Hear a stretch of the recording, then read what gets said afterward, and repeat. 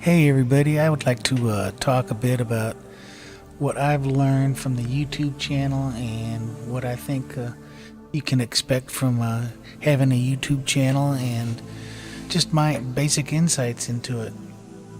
First of all, the first thing that I noticed was that you really need to have some patience. And if you're in a hurry to get a lot of hits and if you want to get a bunch of subscribers, that's not going to happen. You need to take your time, and I found that after a year or so, I was wondering why aren't I getting any hits on some of my videos.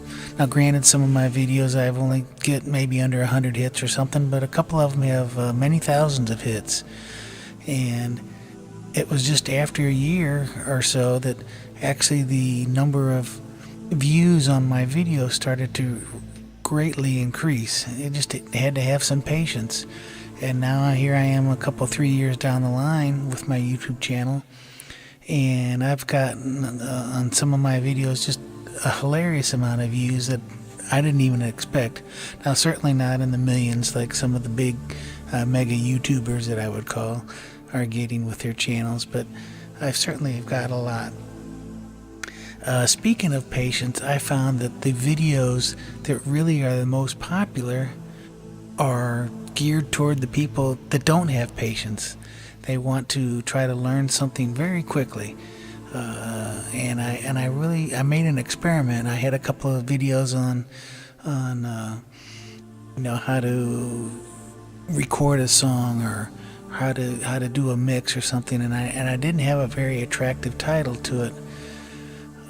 And then I went ahead and changed the title to that particular video, like how to get a fantastic mix. And the number of hits on that dramatically went up. When I just said, like I say, just how to mix a song, or this is how I mix a song. I don't remember what the title was, but I changed it to the best way to get a mix, or the best way to become a great musician. Things like that. People started tuning into that because they were impatient and they wanted to learn quickly. And so I think that's what I really learned, that if you really want to attract some hits, you go ahead and make sure that your titles will attract some people that is really geared to what people are going to be looking for. The people that want to learn something in a week. I want to learn how to play guitar in a week. I want to learn how to record a great song, but I only want to spend a month doing it. I want to learn how to use audio recording software, but I want to do it this weekend because I want to record a hit song next week. And it just takes patience. It takes patience, but realize that you're dealing with an audience that may not have patience. So it's really kind of ironic how that works.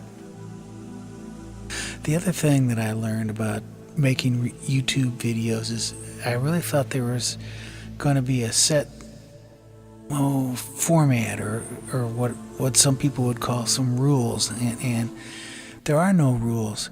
In fact, just today I mentioned on one of the channels that I really like to watch, another recording channel, I mentioned to the guy, and he does a lot of cut edits, and I was really pleased that the guy actually took the time to respond to my suggestion. But I said, your videos would be so much better if you just stop doing all the cut editing.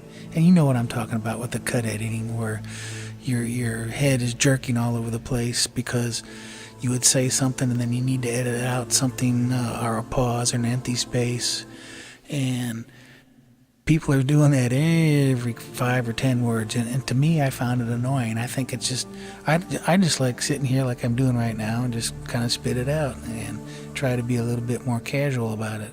And I was suggesting that, and the guy responded, well, I appreciate your suggestion, but I actually like the cut edits. And he says, and there's people that have millions of subscribers that do that.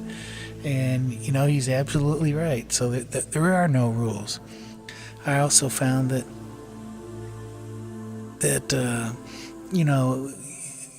people say, oh, keep your videos short and to the point, make them 2 minutes. After that, you lose your audience. Well, I found on some of my longer videos, you can look at the YouTube stats that they provide for you, that if the content is interesting or you're appealing to a certain audience, that is going to be really interested in their video, they'll stick it out. There's a lot of people that do live shows, live streaming, and people are watching those videos for the entire length of the time. They'll watch the reruns or whatever. Because I know, because I've watched them myself, and I can see the same people are there in the chats that's scrolling along.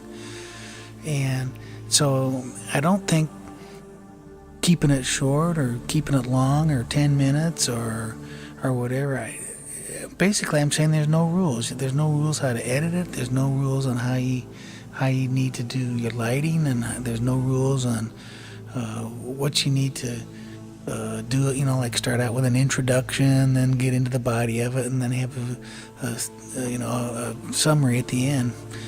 That's how you might give a good speech or something like that. But I think if you the rule is just be yourself. Just be comfortable and do what you want to do, because if you're trying to put on a show or do something or pretend that you're somebody that you're not, your audience will see through that immediately. So just be who you are, and that if there's a rule, that is the rule. Just to be who you are and don't follow the rules. And lastly, I think the main thing to do is just have fun. If you're not having fun doing them, then why are you even doing them? If you're doing it because you think, well, I want to quick do this and then I can become a mega YouTuber and start making some money, well, you're violating the first point that I was talking about. You're not having any patience. And if you're getting on YouTube to make money, I think that's a dead end. That said, I think if you stick it out, and maybe after 3 or 4 or 5 or 6 or 7 more years, you might start rolling in some money. I'm on my 3rd+ year doing this, and I'm not making any money out of it, but I've done close to 200 videos, and I do it because I really have a lot of fun doing it. I like making these little wacky backgrounds. I can go to some of these royalty-free sites and get some of these videos and combine them and create my own backgrounds. And then one more thing I want to say. I got a couple pictures of my 2 best friends up here. The brown one, that's Buster, and the white one is Sugar. They're both rescues. I found Buster at the lake there, up on the upper right. You can see the lake is frozen over. I just recently took that picture. I'm on Kentucky Lake. And he came to me at the boat ramp, and he was all beat up and weighed about 30 pounds. He weighs 100 pounds now. And he's just as loyal as can be. And Sugar was at an adoption event, and we ended up taking her home because she couldn't go to her fosters and wasn't being adopted. And when I took her home, Buster just immediately fell in love with her. And I said, well, she stays. So basically, they're as close as you can get without being married. They're best friends. They're best friends. And so they keep each other young, but they're also my best friends. And I think it's I have fun with him, and I have fun doing the YouTubes. And so I think that's important. Do what you like in your life, and you're going to excel at what you're doing if you're having fun.